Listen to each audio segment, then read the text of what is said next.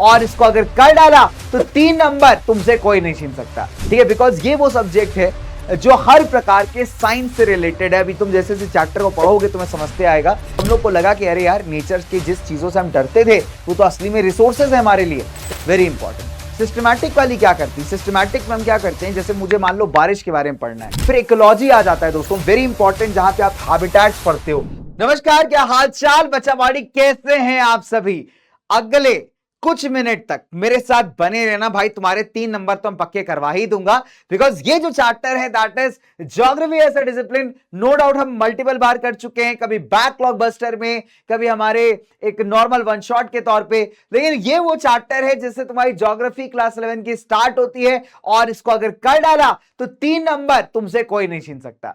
सो मैं कौन हूं? मैं हूं आपका अपना दोस्त, आपका होस्ट, अपना गाइड। आप मेरे को कुणाल के नाम से बुला सकते हैं, कोई बच्चा डोगेश सर कहता है, तो आप जैसे चाहो मुझे ऐसे बुला सकते हो। तो कैसी है मेरी डोगेश आर्मी? सो आप बच्चों की बहुत ज्यादा डिमांड थी कि सर एक वन शॉट लेक्चर्स आ जाए तो मजा ही आ जाए। और बेटा मैं एक सिंपल सी बात बताता हूं आपको, थोड़ा गला खराब हो रखा है मेरा, उसके लिए माफी चाहूंगा। हाँ यार, मौसम का मिजाज तुमको पता ही बदलता रहता है। तो एक सिंपल सा बात बताता हूं लेक्चर स्टार्ट करने से पहले, कि जो बच्चे प्लेटफॉर्म के ऊपर बहुत नए हैं, पहली बात तो आपको यार एकदम तहे दिल से स्वागत है आप सभी का, हार्टिएस्ट हार्टिएस्ट वेलकम आप बच्चों का। जो बच्चे ऑलरेडी पुराने हैं, जो बैचेस के अंदर मेरे साथ पढ़ रहे हैं बेटा, आप सभी का दोबारा से वेलकम है। और एक अच्छा रिकॉल, एक अच्छा रिवीजन आपका इस वीडियो से हो जाएगा।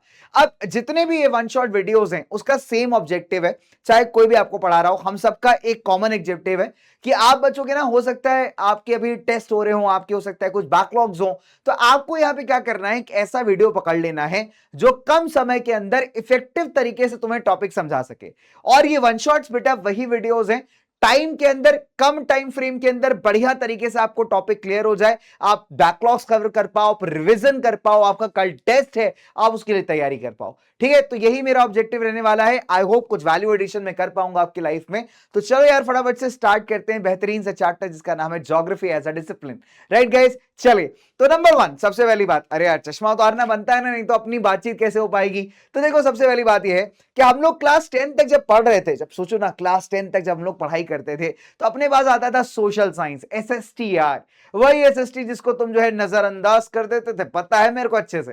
ठीक है, उस एसएसटी में ज्योग्राफी का पोर्शन आता था सिर्फ 20 नंबर का, 17 मार्क्स का थ्योरी, 3 मार्क्स का मैप वर्क। नो डाउट कि पूरा किताब तुम्हें पढ़ना पड़ता था पूरा साल भर, लेकिन वेटेज की बात की जाए तो वेटेज काफी कमी था, 20 नंबर का ही आता था पेपर। ठीक है, ज्योग्राफी का, बाकी अलग अलग सब्जेक्ट्स होते थे अपने। डन।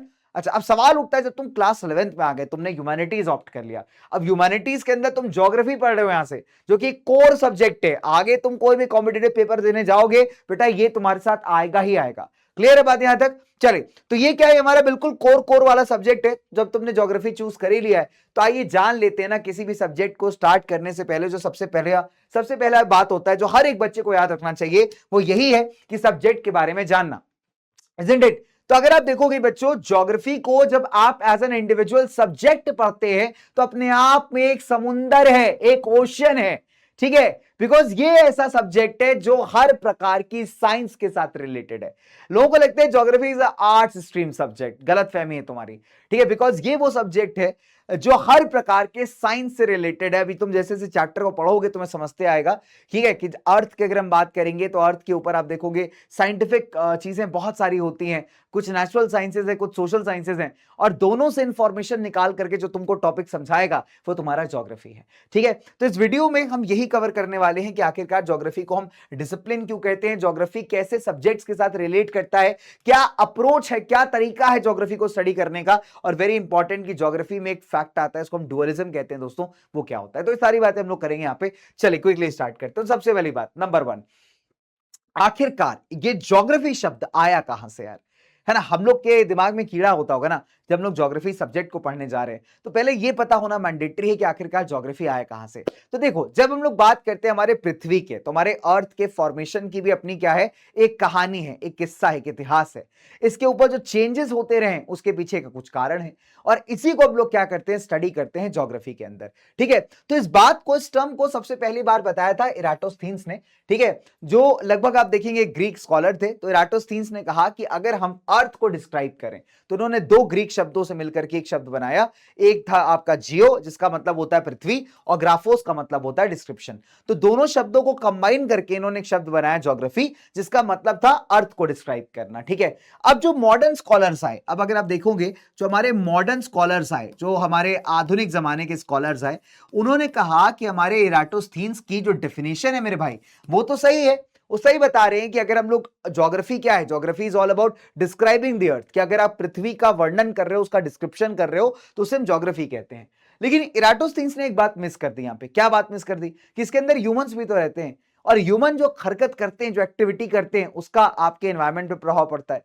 साथ ही साथ जो एनवायरमेंट की फोर्सेस हैं, वो भी हमारे लाइफ पे एक बड़ा इंपैक्ट डालती हैं। तो बिना ह्यूमन बीइंग को ऐड किए आप ज्योग्राफी को समझा ही नहीं सकते। ठीक है, तो हम लोगों ने यहां पे क्या किया, मॉडर्न स्कॉलर्स ने कहा कि मॉडर्न स्कॉलर्स ने इसको रीडिफाइन किया। मॉडर्न स्कॉलर्स ने कहा कि हम ज्योग्राफी को कह सकते हैं कि that is description of the earth.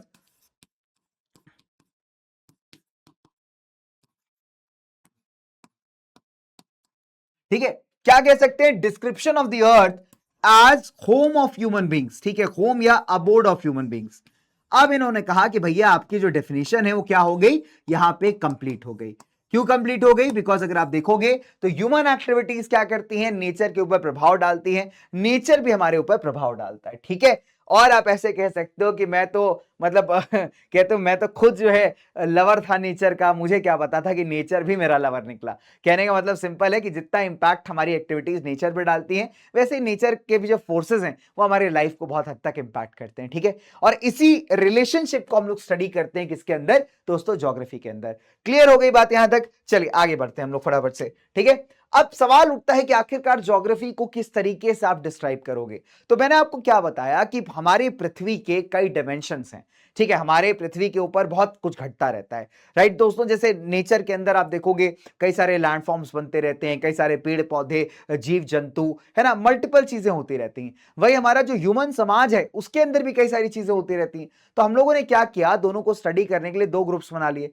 एक हमारा नेचुरल साइंस का ग्रुप। तो नेचुरल साइंस में आप किसके बारे में पढ़ते हो? जियोलॉजी पढ़ते हो, सॉइल फॉर्मेशन पढ़ते हो, ठीक है, ओशियंस के बारे में पढ़ते हो, प्लांट्स एनिमल्स को आप स्टडी करते हो बॉटनी जूलॉजी के अंदर। तो ये सब किसका हिस्सा है दोस्तों? नेचुरल साइंसेस का। फिर ह्यूमन के द्वारा बनाया गया जो समाज है, उसकी जो एक्टिविटीज हैं, उसको हम लोग और स्टडी कर सकते हैं सोशल साइंसेस के अंदर, जैसे हिस्ट्री में, इकोनॉमिक्स में, सोशियोलॉजी में, पॉलिटिकल साइंस में। लेकिन अगर एक ऐसा सब्जेक्ट आ जाए जो दोनों से नॉलेज कंबाइन करके आपको सिखा पाए, तो कितना मजा आ जाएगा दोस्तों। और वही सब्जेक्ट आपका ज्योग्राफी है। तो ज्योग्राफी का काम ही यही है कि अर्थ के डिफरेंट एस्पेक्ट को स्टडी करना, चाहे वो नेचुरल साइंस के नजरिए से हो, चाहे वो सोशल साइंस के नजरिए से हो, और फिर आपको जो है ना डेटा इकट्ठा करके देना और आपको चीजों को समझा देना। अब जैसे फॉर एग्जांपल मान लेते हैं हम लोग को स्टडी करना है हिमालय क्षेत्र के बारे में, हिमाचल को स्टडी करते हैं। चलिए ठीक है, तो हम लोग पहले क्या देखेंगे कि हिमाचल जो है हमारा, उसका ज्योग्राफी कैसा है ना, कि वहां पे जो है किस प्रकार के पहाड़ पाए जाते हैं, वहां पे गांव कैसे हैं, वहां पे पेड़ पौधे कैसे हैं, जंगली जानवर कैसे हैं। ठीक है, ये हो गया हमारा नेचुरल साइंसेस का पार्ट। ठीक है, इसके अलावा अगर आप देखोगे हम ये भी देखेंगे कि वहां पे लोगों का कल्चर क्या है, लोग क्या फेस्टिवल्स मनाते हैं, लोग क्या खाना खाते हैं, क्या कपड़े पहनते हैं, वहां का पॉलिटिक्स कैसा है, इकोनॉमिक एक्टिविटीज कैसी हैं। तो अगर आपको सारी चीजें स्टडी करनी हो इन सिंगल सब्जेक्ट, तो वो आपका ज्योग्राफी है। ज्योग्राफी आपको साइंटिफिक वैल्यूज भी बता देगा उसकी, और जो कल्चरल चीजें हैं वो भी आपको एक्सप्लेन कर देगा। ठीक है, अब अगर आप देखोगे तो नो डाउट कि अगर हम ज्योग्राफिकल पर्सपेक्टिव से किसी चीज को पढ़ते हैं, तो हो सकता है जो सब्जेक्ट मैटर हो थोड़ा डिफरेंट हो, लेकिन तब भी बाकी साइंसेस के साथ रिलेट जरूर करेगा। तीसरी इंपॉर्टेंट बात बच्चों हमारे पास, अगर हम बात करें ज्योग्राफी को डेटा कहां से मिलता है, तो ये क्या करता है, नेचुरल और सोशल साइंस दोनों को बढ़िया से एकदम स्टडी करता है। स्टडी करने के बाद जो है इसको इसका डेटा मिलता है और वही आपको बता देता है। अब जैसे मान लीजिए अगर मुझे ये पढ़ना है कि एक पर्टिकुलर क्षेत्र में मान लेते हैं लाइमस्टोन या डोलोमाइट की रॉक्स पाई जाती हैं, और पानी वहां पे फ्लो कर रहा है, पानी काफी वहां पे आपको देखने को मिल रहा है। ठीक है, तो पानी क्या करेगा, उसके साथ रिएक्ट करेगा, है ना, चट्टान के अंदर मिनरल्स वगैरह होते हैं, उसके साथ रिएक्ट करेगा। रिएक्ट करेगा तो केमिकल रिएक्शन होगा। अब केमिकल रिएक्शन अगर आप देखोगे तो वैसे तो केमिस्ट्री का पार्ट है, एक साइंस का पार्ट है ना, लेकिन हम लोग ज्योग्राफी में भी उस पार्ट को स्टडी करेंगे। तो जो ज्योग्राफर बंदा होता है ना, वो बेटा साइंटिफिक सब्जेक्ट्स को ही पढ़ता है और अपनी जो सोशल साइंस वाले होते हैं उनको ही पढ़ता है। तभी वो आपको समझा पाएगा कि कोई लैंडफॉर्म बन रहा है तो क्यों बन रहा है। आप सोचो ना, कोई भी लैंडफॉर्म बनेगा अगर, तो उसके पीछे साइंस भी काम करेगी और हमारा जो है बाकी फैक्टर्स भी काम करेंगे। तो ज्योग्राफी दोनों को स्टडी करके, ज्योग्राफर दोनों को स्टडी करके जो है तुमको यहाँ पे चीजों को समझाएगा। ये खासियत है हमारी ज्योग्राफी की। ठीक है, आई बात समझ में? तो ये हमारा ज्योग्राफी क्या करता है, स्टडी करता है। इसके अलावा और क्या स्टडी करते हैं हम लोग ज्योग्राफी में? हम लोग कॉज एंड इफेक्ट दोनों को पढ़ते हैं यार। देखो ऑब्वियस सी बात है कि हमारा जो फिजिकल और ह्यूमन एनवायरनमेंट है उसमें काफी बदलाव आते रहते हैं। हर चीज के पीछे एक कारण होता है, कारण के साथ साथ उसका प्रभाव भी पड़ता है। तो कॉज एंड इफेक्ट के स्टडी को हम करते हैं, रिलेशनशिप को हम स्टडी करते हैं। अब जैसे फॉर एग्जाम्पल अगर हम एग्जाम्पल लेके चले पुराने जमाने का, तो आपको याद होगा जो प्रिमिटिव ह्यूमन होता था, बहुत अर्ली ह्यूमन का जमाना होता था, हमारी प्रिमिटिव सोसाइटीज जिन्हें कहा जाता है, राइट। तो वहां पे इंसान ना नेचर के पैर तले दबा हुआ था, आप ऐसा मान लीजिए। इवन जो क्लास 12 का पहला chapter human geography nature and scope, वहां पे इसको बहुत बेहतरीन तरीके से समझाया गया है, एनवायरमेंटल डिटर्मिनिज्म।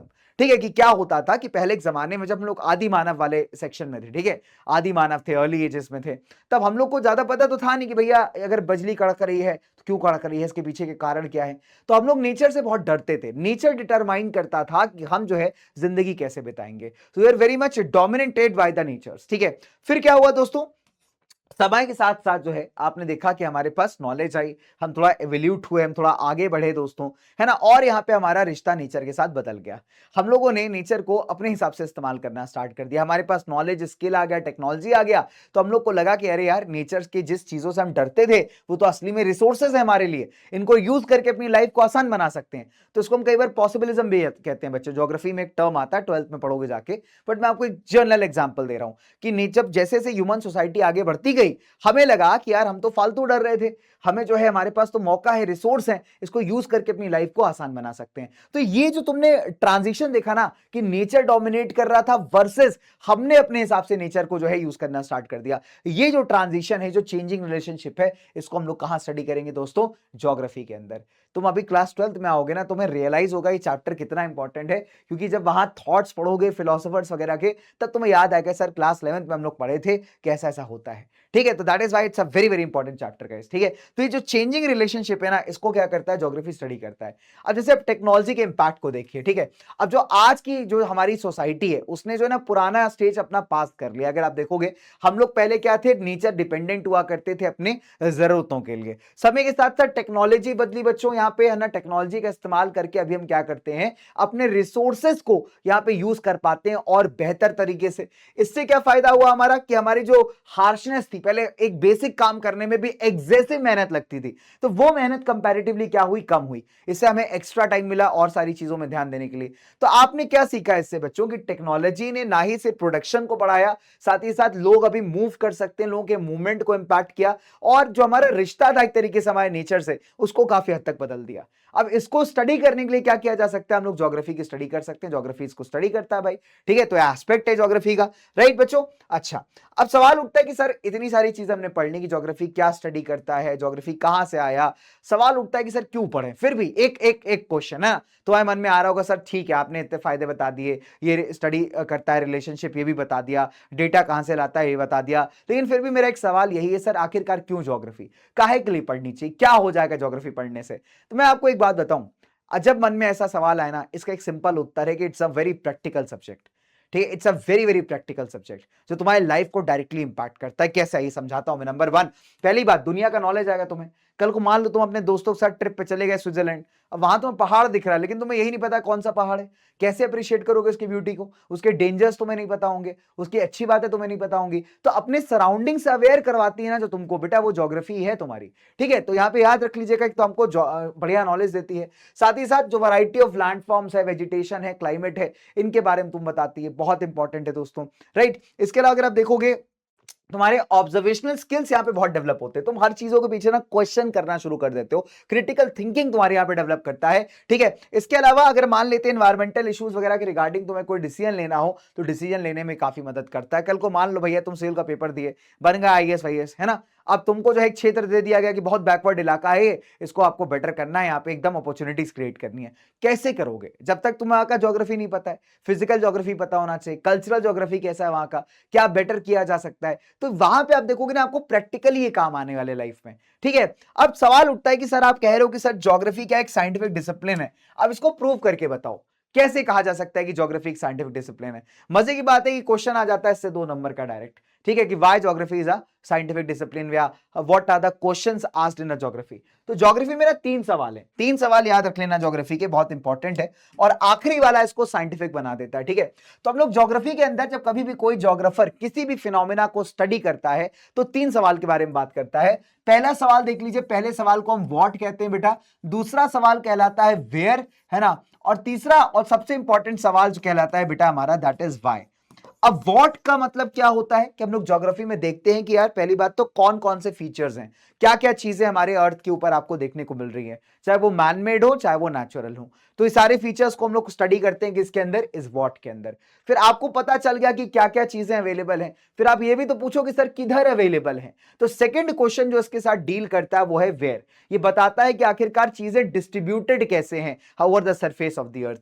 ठीक है, अब जब आपने पूछ लिया सर क्या क्या है, फिर आपने पूछा सर कहां कहां है, फिर आप ये भी पूछोगे सर क्यों है, वाई, राइट। तो ये वाई वाला जो क्वेश्चन है ना, वही ज्योग्राफी को बना देता है साइंटिफिक, क्योंकि जब हम लोग स्टडी करते हैं ना किसी भी लैंडफॉर्म को, किसी भी फीचर को, तो इंपॉर्टेंट है कि उसके कॉज, उसके कारण को पढ़ा जाए। हिमालय हम लोग गए मान लो घूमने, हमको यही नहीं पता भैया हिमालय काहे बना है, क्या इसका कारण है, कौन सा प्लेट का टक्कर हुआ जिससे हिमालय बन गया, है कि नहीं, क्यों बना, इसका क्या इंपैक्ट हो सकता है, तो ये सारी बातें जो कवर करता है बेटा वो है आपका क्वेश्चन ऑफ व्हाई। तो ये 3 ऐसे सवाल हैं जो ज्योग्राफी को बहुत ज्यादा साइंटिफिक बनाते हैं। इसमें से जो सबसे इंपॉर्टेंट है दैट इज व्हाई। व्हाट बताता है क्या क्या फीचर्स हैं, वेयर बताता है कहां कहां डिस्ट्रीब्यूटेड है, एंड व्हाई बताता है कि आखिरकार क्यों है, तो कॉज एंड इफेक्ट। तो ये आपको दिमाग में सेट करके रख लेना है। ठीक है, क्लियर है बात, यहां तक आगे चलते हैं। अब कई बार ज्योग्राफी को ना एक बड़ा इंटीग्रेटिंग डिसिप्लिन कहा जाता है। इंटीग्रेट करने का मतलब क्या होता है, आपस में कनेक्ट होना, यानी जुड़ा हुआ। ठीक है, तो अगर आप देखेंगे तो ज्योग्राफी एक ऐसा डिसिप्लिन है, एक ऐसा सब्जेक्ट है जो कि अगर आप देखेंगे सिंथेसिस करता है, मतलब ये एनालिसिस करके आपको आंसर देता है। ये दोनों प्रकार के साइंस से जुड़ा हुआ है, चाहे वो नेचुरल साइंस हो और चाहे हमारे सोशल साइंसेस हो। ठीक है, अब जब कभी भी बात आती है ज्योग्राफी की तो ज्यादातर हम लोग ना चीजों को एरिया के टर्म्स में समझाते हैं। ठीक है, इसको हम कई बार क्या बोलते हैं, स्पेशल सिंथेसिस। तो स्पेशल सिंथेसिस का मतलब होता है जब एरिया के टर्म्स में आप क्या कर रहे हो, किसी चीजों को समझा रहे हो। ठीक है, तो वो कहलाता है स्पेशल सिंथेसिस। जैसे मान लीजिए फॉर एग्जांपल कि अगर मानते हैं हम लोग कि एक सर्टेन एरिया, जैसे हमारे देश में छोटा नागपुर वाला बेल्ट है, अब छोटा नागपुर वाले बेल्ट में आप देखोगे बहुत सारे आयरन एंड स्टील प्लांट्स हैं। अब आपके दिमाग में सवाल आएगा ना कि सर आखिरकार यहीं इतना क्लस्टर क्यों है, ये इतना ज्यादा यहाँ पे क्यों है, तो उसके पीछे का कारण आप सर्च करोगे, फिर पता चलेगा कि अच्छा यहाँ पे रॉ मटेरियल आसानी से मिल जाता है, प्लस वाटर का अवेलेबिलिटी, यहाँ पे ट्रांसपोर्टेशन बढ़िया है, तो हेंस वहां पे काफी सारे आयरन स्टील प्लांट्स हमको देखने को मिल रहे हैं। This is called a special synthesis करना, कि हमने एक एरिया चूज किया, उस एरिया को हम लोग देख रहे हैं यार कि कैसे वहां पे चीजें डिस्ट्रीब्यूटेड हैं, उसके पीछे का क्या कारण है। अब यही अगर मैं इतिहास से कंपेयर करूं तो इतिहास क्या करता है, समय के हिसाब से आपको बताता है चीजें। ठीक है, कि मान लो आप मुगल सल्तनत के बारे में पढ़े, आप मुगल सॉरी मतलब डायनेस्टी के बारे में पढ़े, दिल्ली सल्तनत के बारे में पढ़े, आप राजपूत रूलर्स के बारे में पढ़े, आपने मॉडर्न डायनेस्टी पढ़ी, तो वहां पे आप क्या कर रहे हो, वहां पे आप समय के साथ चीजों को एनालाइज कर रहे हो कि समय के साथ चीजें क्या क्या बदल रही हैं। तो जब आप टाइम के रिस्पेक्ट में, जब आप कभी भी समय के रिस्पेक्ट में चीजों को समझाते हो तो वो कहलाता है बेटा यहाँ पे टेम्पोरल सिंथेसिस। ठीक है, अब अगर आप देखोगे तो टेम्पोरल सिंथेसिस करने का जो मेजर काम है किसका, वो इतिहास का, हिस्ट्री का। हिस्ट्री आपको हर इवेंट को समय के रिलेशन में समझाता है। लेकिन जब ज्योग्राफी की बात आती है ना, तो ज्योग्राफी को यार दोनों ही चाहिए, एरिया वाइज एनालिसिस देगा आपको, प्लस समय के साथ साथ क्या क्या चेंजेस आए उस एरिया में वो भी आपको बताएगा। तभी हम टाइम को फोर्थ डायमेंशन कहते हैं ज्योग्राफी के स्टडीज के अंदर। ठीक है, इस चीज को याद रखना बढ़िया से, है ना। तो हम लोग क्या देखा कि ज्योग्राफी इंटीग्रेट करेगा हिस्ट्री के साथ to study how the things have changed over time. जैसे फॉर एग्जांपल मान लेते हैं कि ओवर मिलियंस ऑफ ईयर्स कोई लैंडफॉर्म बना तो कैसे बना।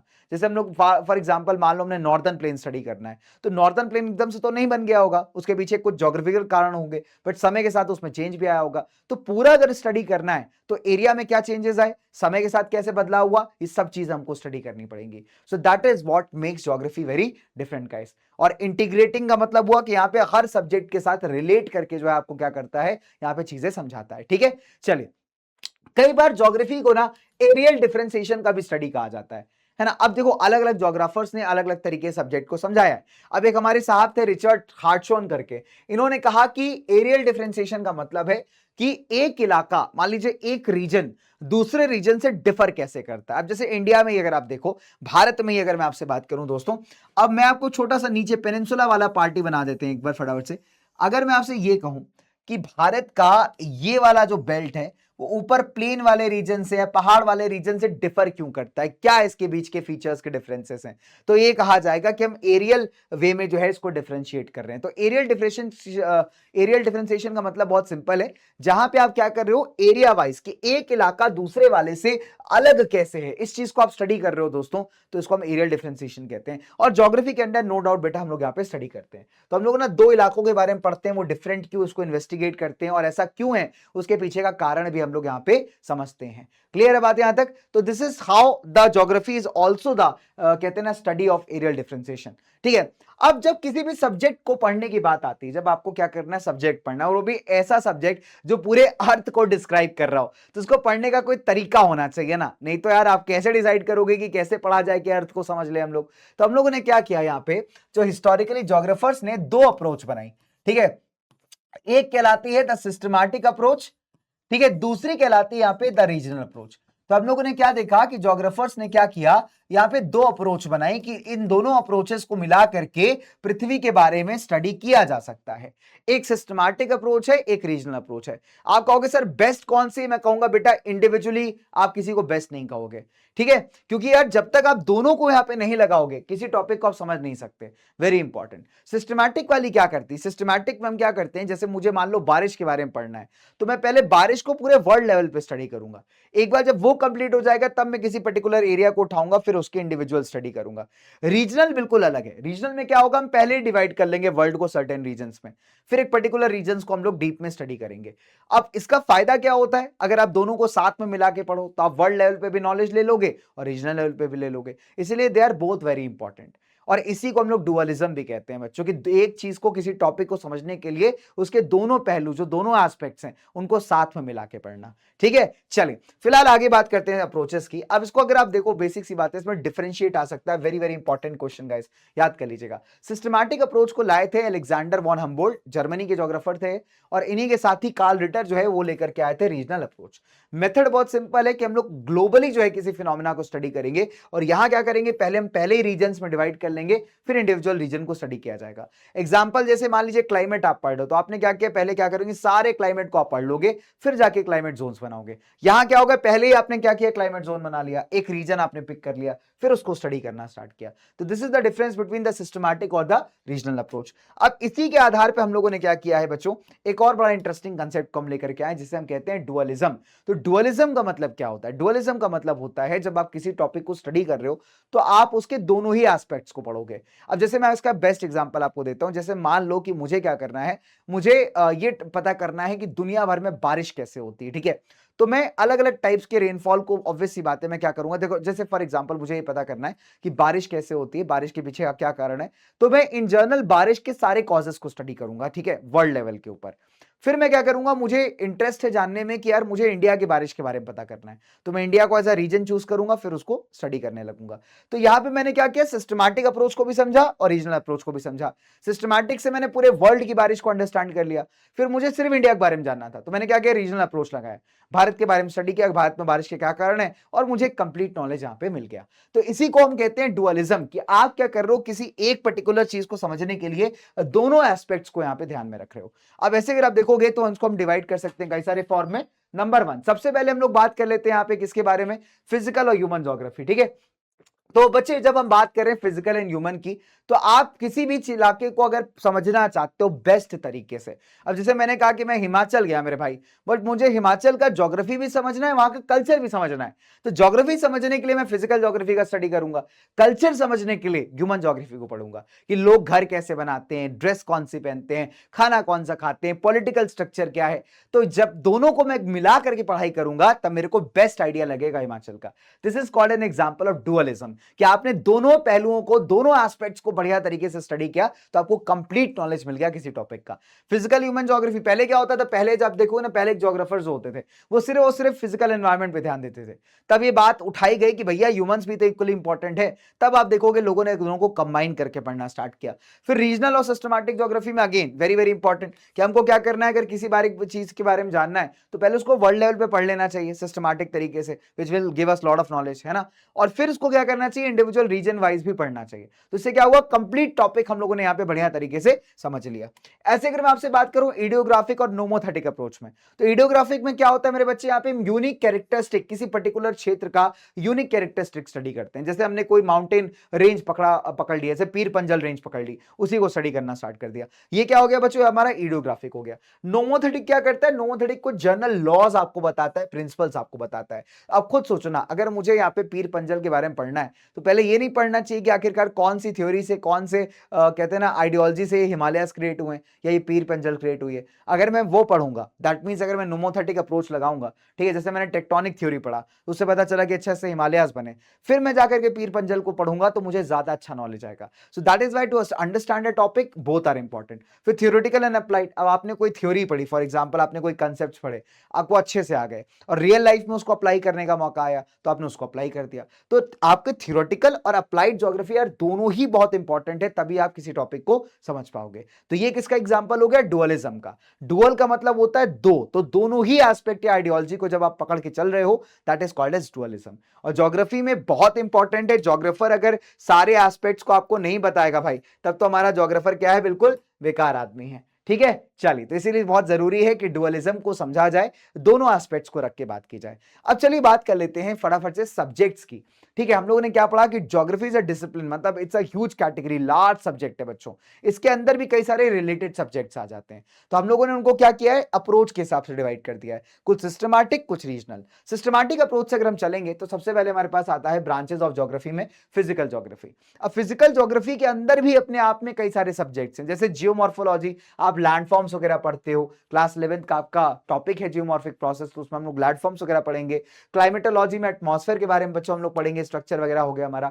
हाइड्रोलॉजी में वाटर बॉडीज का स्टडी किया जाएगा। ठीक है, सॉइल ज्योग्राफी को हम पीडोलॉजी भी कहते हैं कई बार दोस्तों, यहाँ पे सॉइल्स के बारे में, उनका टाइप, उनका फॉर्मेशन, वो सारी चीज हम लोग स्टडी करेंगे। ठीक है, तो सॉइल ज्योग्राफी को कई बार पीडोलॉजी भी कहा जाता है, तो याद रख लीजिएगा। तो ये भी क्या है, अपने आप में एक सब्जेक्ट है बच्चे, जिसको हम लोग स्टडी करते हैं अंदर the category of physical geography. और ये कौन से अप्रोच से पढ़ाई की जा रही है, यहाँ पे सिस्टमैटिक अप्रोच से। ठीक है, दूसरा आ जाइए यहाँ पे ह्यूमन ज्योग्राफी। तो ह्यूमन ज्योग्राफी की मतलब है कि ऑब्वियसली बात है, ह्यूमन बींग्स की जो एक्टिविटीज हैं, उससे जो पूरा हमारा इंपैक्ट क्रिएट हो रहा है, उसको हम लोग ह्यूमन ज्योग्राफी में स्टडी करते हैं। अब इसके अंदर कई सारे सब्जेक्ट्स हैं। नंबर 1 आपका, आप कह सकते हो दैट इज सोशल या कल्चरल ज्योग्राफी, इसमें हम समाज के बारे में पढ़ते हैं। ठीक है, सोशियोलॉजी आप कह सकते हैं कई बार इसे। ठीक है, इसके अलावा पॉपुलेशन एंड सेटलमेंट ज्योग्राफी में हम पॉपुलेशन ग्रोथ के बारे में, उसका डेंसिटी, माइग्रेशन, ये सब स्टडी करते हैं। ठीक है, इसको हम लोग कई बार डेमोग्राफी भी कहते हैं दोस्तों, तो याद रखिएगा। इकोनॉमिक ज्योग्राफी में इकोनॉमिक एक्टिविटीज है, इकोनॉमिक्स जैसे आप सब्जेक्ट को कहते हैं ना सर इकोनॉमिक्स, तो उसको हम इकोनॉमिक ज्योग्राफी भी कह सकते हैं। क्यों, बिकॉज यहाँ पे एक्टिविटीज ऑफ द ह्यूमंस हम लोग स्टडी करते हैं, टूरिज्म, ट्रेड वगैरह। ठीक है, हिस्टोरिकल ज्योग्राफी के अंदर इसको हम हिस्ट्री कह सकते हैं सिंपल भाषा में, आप हिस्टोरिकल इवेंट्स को स्टडी करते हो। पॉलिटिकल ज्योग्राफी को सिंपल भाषा में पॉलिटिकल साइंस कह सकते हो, तो यहाँ पे हम स्टडी करते हैं कि कैसे इंटरनेशनल रिलेशंस हैं कंट्री के बीच में, क्या बाउंड्रीज हैं, ये सारी बातें बच्चे हम लोग को स्टडी करने को मिलती हैं। डन।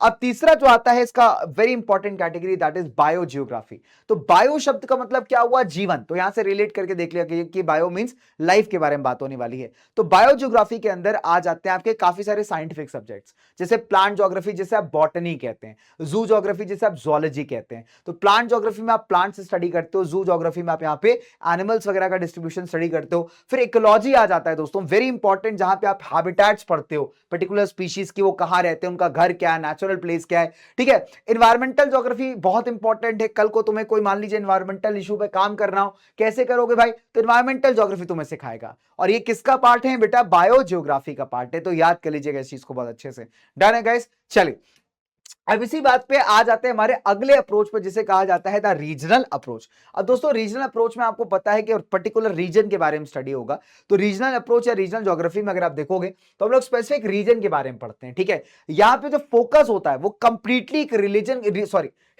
रीजन को लेकर के होता है, पर्टिकुलर क्षेत्र को लेकर के हम स्टडी करते हैं। यहाँ पे कंप्लीट फोकस, चाहे फिजिकल फैक्टर्स हो चाहे ह्यूमन फैक्टर्स हो। दूसरी बात, इसके बेस्ट एग्जांपल रीजनल स्टडीज के, है ना, या फिर रीजनल प्लानिंग हो गया, जब गांव शहरों की प्लानिंग होती है। रीजनल डेवलपमेंट इसका एक बहुत अच्छा एग्जांपल है कि बैलेंस सस्टेनेबल डेवलपमेंट जब करने आप जाते हो तो रीजनल ज्योग्राफी उसमें बहुत हेल्पफुल है। एंड एनालिसिस करना, है ना, टेक्निक्स का इस्तेमाल करके चीजों को स्टडी करना। अब सवाल उठता है सर कौन सी तकनीक इस्तेमाल की जाएगी, मान लीजिए मुझे एक पर्टिकुलर क्षेत्र को पढ़ना है तो तो कौन सी टेक्निक्स मैं वहां पे लगाऊं। अब जैसे मुझे पता चला कि मैं कोई ऐसे गवर्नमेंट विभाग में काम करता हूं जो मिनरल्स के साथ डील करती है, ठीक है, तो मुझे पता चला कि कहीं पे कोयले का बहुत तगड़ा मेरे को रिसोर्स मिला है। अब कोयले का रिसोर्स तो मिला है, लेकिन वो पता करने का तरीका क्या है, क्या टेक्निक लगाई जाए। सबसे बेसिक टेक्निक क्या होगा कि मैं वहां जाके उस एरिया का नक्शा बनाऊं, पूरा मैप बनाऊं। उससे मुझे एक आइडिया लगेगा कि कहाँ पे सर्च करना है, कहाँ पे मेरे को जो है टेक्नोलॉजी का इस्तेमाल करना है ना। तो जब हम कभी भी किसी भी रीजन को स्टडी करते हैं, किसी भी क्षेत्र को यहाँ पे स्टडी करते हैं बच्चों, तो उसके लिए बहुत सारा टेक्निक लगता है ज्योग्राफी में। सबसे पुराना टेक्निक है ना, ओल्ड मैन टेक्निक आप जिसको कहते हैं, वो है कार्टोग्राफी। तो कार्टोग्राफी में क्या होता है, it's a science of map making. आप जो है नक्शा क्रिएट करते हैं। पहले लोग हाथ से बनाया करते थे दोस्तों, अभी अगर आप देखोगे तो लोग जो है कंप्यूटर्स का इस्तेमाल करते हैं। अभी जो धमाल 4 मूवी आई थी उसमें पूरा नक्शे का खेल था। तो अगर आप देखोगे एक बंदा होता है, इसके पास नक्शा होता है, नक्शे में खजाना होता है। तो ये बहुत पुराने जमाने से चलता है। तो नक्शे का जो कला है ना बनाने का, उसको हम कहते हैं द कार्टोग्राफी। फिर दूसरा क्वांटिटेटिव टेक्निक है स्टैटिस्टिकल ज्योग्राफी। यहाँ पे हम क्या करते हैं, स्टार्ट्स का डेटा इकट्ठा करते हैं, फिर एनालिसिस करते हैं। अब मान लो हमें एक्यूरेट डेटा चाहिए, तो हम क्या करेंगे, जिस इलाके की छानबीन की जा रही है, ठीक है, जिसके बारे में स्टडी कर रहे हैं, हम लोग डायरेक्ट वहीं चले जाएंगे, वहीं जाकर के डेटा इकट्ठा करेंगे। इसे कहते हैं फील्ड सर्वे मेथड, ठीक है। फिर कई बार कंप्यूटर का इस्तेमाल करके भी हम डेटा को इकट्ठा कर सकते हैं, एनालाइज कर सकते हैं। इसे जीआईएस कहा जाता है, जियोग्राफिक इंफॉर्मेशन सिस्टम। फिर आपने देखा होगा कई बार जब आप गूगल मैप्स अपने दोस्त के घर जाते हो डायरेक्शन डाल करके, ठीक है, तो वहां पे सैटेलाइट की मदद से हम लोग डायरेक्शंस वगैरह का जो डेटा है वो इकट्ठा करते हैं। इसे कहा जाता है GPS, that is global positioning system, ठीक है। सैटेलाइट बेस्ड नेविगेशन होती है। और फिर होता है रिमोट सेंसिंग, कि मान लो आपका कोई बढ़िया सा एकदम, आपको जो है किसी एरिया के बारे में पता लगाना है, तो आपने वहां पे ड्रोन्स वगैरह भेज दिया, प्लेन से डेटा इकट्ठा करवा लिया, कि आप अपने पर्टिकुलर ऑफिस में, इंस्टीट्यूशन में ही हो, और डेटा आपको ड्रोन्स या प्लेन्स वगैरह ट्रांसफर कर रहे हैं, सैटेलाइट्स ट्रांसफर कर रहे हैं, और फिर आपको यहाँ पे आप क्या कर रहे हो, आप यहाँ पे स्टडी कर रहे हो। तो this is called as a remote sensing technology. तो ये सारी टेक्निक्स क्या करती हैं, किसी पर्टिकुलर क्षेत्र को स्टडी करने में आपकी बहुत ज्यादा हेल्पफुल होती है, आपको बहुत ज्यादा मदद करती है, ठीक है। क्लियर है बात यहां तक? चलिए अब आगे बात कर लेते हैं फटाफट से। एक बड़ा सवाल आता है हमारे लाइफ के अंदर कि आखिरकार हमें फिजिकल ज्योग्राफी को क्यों पढ़ना चाहिए, what is the importance of it. तो अभी तो हम लोग पढ़ा कि पहली बात, फिजिकल ज्योग्राफी सिस्टमेटिक अप्रोच के अंदर आती है, इसमें कई सारे सब्जेक्ट्स आ जाते हैं दोस्तों। दूसरी इंपॉर्टेंट बात कि हमारे फिजिकल एनवायरमेंट के बारे में है। आप किसी पर्टिकुलर क्षेत्र में जा रहे हो, है ना, अगर आपको एनवायरमेंट का अच्छा नॉलेज है तो आपको पता होगा कि आपको क्या क्या चीजें यहाँ पे लेकर के चलनी है। मान लो आप किसी ठंडे क्षेत्र में चले गए, आपको ये पता है कि यहाँ कितना टेम्परेचर माइनस में जा सकता है, तो आप उसी हिसाब से कपड़ा लेके चलोगे, खाना वैसा ही खाओगे, आप अपना उस तरीके से अपने आप को कैरी करोगे, है ना। तो फिजिकल ज्योग्राफी ना आपके एनवायरमेंट से आपको बहुत ज्यादा क्या करता है, अवेयर कराता है। अब हमारे एनवायरमेंट में अगर हम रेलिम्स की बात करें, हमारे पूरे अर्थ के ऊपर, तो आपको पता है जो पूरा लैंड पोर्शन है हमारा, उसको हम लिथोस्फेयर कहते हैं, और वो हमें क्या करता है, बहुत इंपैक्ट करता है। बिकॉज इसी लिथोस्फेयर पे लैंडफॉर्म्स बनते हैं, नदियां बहती हुई आपको दिखती हैं, फिजिकल फीचर्स क्रिएट होते हैं। सिमिलरली अगर आप देखोगे, सांस लेने के लिए क्या चाहिए, जिंदा रहने के लिए तेरी कसम ऑक्सीजन जरूरी है सनम, है ना। तो लेकिन कहां पाया जाएगा, एटमॉस्फेयर में। अब तुम्हें अगर ये पता है कि एटमॉस्फेयर में 120 किलोमीटर की अगर हाइट पे चले जाते हैं तो उसके बाद ऑक्सीजन जीरो है, ठीक है, तो तुम वहां पे अपने आप को वैसे ही मतलब एक तरीके से डील करोगे, वैसे ही कैरी करोगे, ठीक है। ध्यान रखोगे कि अपने को जब जैसे जैसे हाइट पे जाएंगे तो ऑक्सीजन कम होता जाएगा, तो वैसे ही अपने आप को मैनेज करके चलना है। तो दैट इज वाई अगर आप देखोगे एटमॉस्फेयर में हम लोग कॉम्पोजिशन, स्ट्रक्चर, एलिमेंट्स वगैरह सब कुछ पढ़ते हैं यहाँ पे बच्चों, तो हमें आइडिया लगता है कि क्या क्या चीजें हमें इंपैक्ट करेंगी। फिर जब हाइड्रोस्फेयर की बात आती है, ओशियन, समुद्र, लेक्स वगैरह के बारे में आप पढ़ते हो। फिर बायोस्फेयर वो जोन है जहां पे तीनों इकट्ठे होकर लाइफ को सपोर्ट करते हैं, है ना। तो यहाँ पे आप देखते हो कि मल्टीपल लाइफ फॉर्म्स को, फूड चेन वगैरह को हम लोग यहाँ पे स्टडी करते हैं। तो हमारे जीवन पे एक डायरेक्ट इंपैक्ट हमारे फिजिकल एनवायरनमेंट का आपको दिखता है, और फिजिकल ज्योग्राफी का अगर नॉलेज है तो उस इंपैक्ट को अपने फेवर में भी आप लेके चल सकते हो। सो that is why it is very very important यार कि फिजिकल ज्योग्राफी हमारी लाइफ में हमको पढ़ना चाहिए, ठीक है। चलिए, तो चैप्टर को फाइनली खत्म करते हैं एक लास्ट प्यारे से एनसीईआरटी के डायग्राम के साथ। इस एनसीईआरटी में चार्ट्स दिए हुए हैं जो कि कॉम्प्लिकेट ही करते हैं चीजों को, तो आप इस नोट्स को रेफर कर सकते हो फॉर सिंपल अंडरस्टैंडिंग, ठीक है।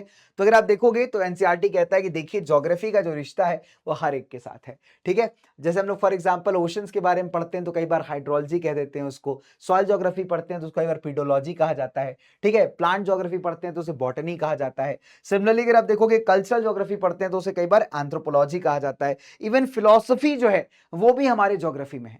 जो आपका क्लास 12 का पहला चैप्टर है ह्यूमन ज्योग्राफी नेचर स्कोप, वो पूरा फिलोसफिकल है। तो वहां पे आपको ना ज्योग्राफिकल थॉट्स देखने को मिलेंगे, बहुत सारे जोग्राफर्स ने अपने तरीके से समझाया है नेचर और ह्यूमन के रिलेशनशिप को। तो जोग्राफिकल थॉट्स, फिलॉसफी आपको देखने को मिलती है। हिस्ट्री के अंदर आपको जो है हिस्टोरिकल ज्योग्राफी हम लोग कहते हैं हिस्ट्री को कई बार, तो उसमें जो पास्ट इवेंट्स है, कैसे कैसे चीजें इंपैक्ट हुई, उसको हम लोग समझते हैं। तो when we talk about geography, overall हमने क्या समझा कि हर एक प्रकार के साइंटिफिक डिसिप्लिन के साथ ज्योग्राफी रिलेटेड है, जुड़ा हुआ है, तभी इसे एक इंटीग्रेटिंग डिसिप्लिन कहा जाता है। दोस्तों, पढ़ने के तरीके हैं इसको सिस्टमैटिक एंड रीजनल। मजे की बात यह है कि आप दोनों को इंडिविजुअल पढ़ के जानकारी नहीं ले सकते, आपको अच्छे से समझना है तो दोनों ही बातों को साथ लेके चलना पड़ेगा, और इसी खासियत को हम डुअलिज्म कहते हैं दोस्तों ज्योग्राफी के अंदर। ठीक है, सो आई होप अब आपको समझ में आ गया होगा कि सर क्यों हमें ज्योग्राफी पढ़नी चाहिए, क्या इसका रोल है हमारी लाइफ के अंदर। और इसी बात पे आओ यार, दो सवाल करते हैं बढ़िया से। ठीक है, तो पहला क्वेश्चन ये कहता है हमारा, क्या कहता है बच्चों कि geography is a discipline of synthesis, यहां चीजों को हम एनालाइज करते हैं एक तरीके से।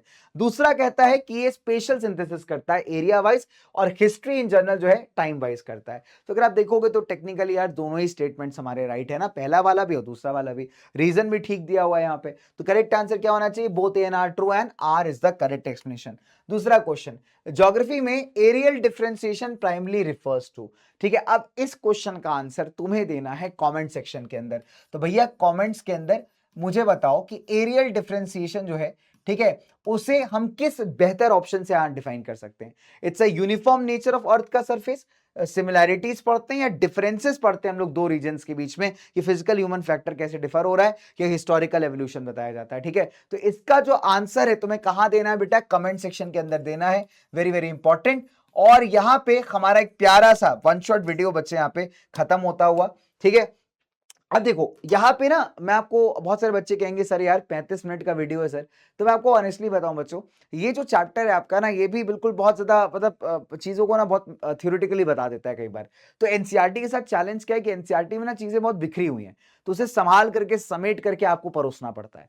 तो वो काम मैंने आपको इस वीडियो में किया है, ताकि 35 मिनट के अंदर तुम्हारा कोई डाउट हो मेरे भाई, तो तुम फटाफट से उसको क्लियर करके जो है आगे बढ़ जाओ। तुम्हें लगता है सर एनसीईआरटी रीड करनी चाहिए, तुम बिल्कुल कर सकते हो, but first watch this video guys, इसके नोट्स पढ़ लो, एकदम सिंप्लीफाई करके जो है आपके लिए चैप्टर मैंने रख दिया है। अब कुछ चैप्टर्स ऐसे होते हैं बच्चे, देखो जब हम आपके लिए जब कभी लेक्चर रिकॉर्ड करते हैं ना, तो रिकॉर्ड करते टाइम क्या होता है कि भाई बच्चे बदमाशी नहीं कर रहे होते है ना, कोई इधर उधर गुलू गुलू नहीं कर रहा होता चैट पे, तो टाइम ना बहुत सेव होता है उससे। तो कई बार इस वजह से भी आप देखोगे कि जहां पे चैप्टर ठीक है, मैनेजेबल है, वो एक डिसेंट लेंथ का मतलब चैप्टर होता है। अब जैसे हम लोग बड़े चैप्टर्स पे आएंगे हमारे, जैसे फॉर एग्जांपल जो जियोमॉर्फिकल प्रोसेस, ठीक है, लैंडफॉर्म्स एवोल्यूशन, तो वहां पे ऑब्वियसली बात है समय लगेगा। ठीक है, चलिए, तो आई होप ये 36 मिनट आपकी जो लाइफ के मैंने लिए हैं यहाँ पे, ये आपके लिए कुछ वैल्यू ऐड करके आ रहे होंगे। तो अच्छे से रिवाइज कर लो। हाँ, कमेंट सेक्शन में आंसर देख लेना भाई, मैं बहुत एक्साइटेड हूं, मैं देखूंगा तुम्हारे कमेंट्स आकर के, तो प्लीज आंसर कर देना कमेंट सेक्शन के अंदर। मच अवेटेड बच्चा पार्टी, एंड आई होप मजा आएगा आपको छोटे से प्यारे से, कहते हैं ना, एजुकेशनल राइड के अंदर। सो मैं हूं आपका अपना दोस्त, आपका होस्ट, आपका गाइड, आपका मेंटर कुणाल दिस साइड, और आपके 3 नंबर आई होप पक्के हो गए होंगे बच्चों। मिलते हैं बहुत जल्दी अगले वीडियो के अंदर। तो अगले वीडियो में पढ़ाने वाला हूं आपको ऑब्वियसली बात है नेक्स्ट टॉपिक, तो हम लोग फटाफट से वहां पे मजे करेंगे, अगले चीज बहुत सारी चीजें देखेंगे यहाँ पे। ठीक है, और कई सारे कंसेप्ट को क्लियर करेंगे। फिलहाल मुझे दीजिए इजाजत, मैं चलता हूं, मिलता हूं आपसे अगले वीडियो में। थैंक यू सो मच, नमस्कार बच्चों, take care and love you, bye.